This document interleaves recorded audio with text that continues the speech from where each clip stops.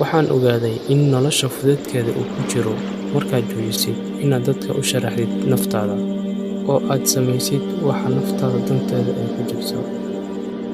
Haddii uu Ilaahay kaa qaado waxaadan weligaa ku fikirayn inaad waayi kartid, xusuusnow inuu kugu beddeli karo waxaadan weligaa ku fikirayn inaad hesho. Dulqaad u lahow hadafyadaada.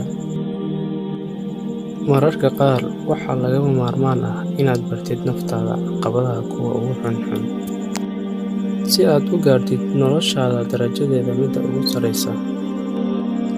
Naftaada bar inaad waqtigaaga ku lumin dadka aan iyaga ku qurin waqtigooda. Ha iska doondoonin qurux, ahaw sidaada dhabta ah. Midaasaa qurux dhammaystiran kuugu filan. Qalbigaada ku qor jacaylka inuusan ahayn qosol iyo farxad joogto ah.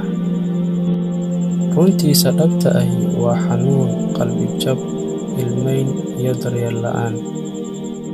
Qof nolosha waayo-aragnimo dhammaystiran ballaaran u leh ayaa ka tillaabsan kara caqabadihiisa kala gedisan.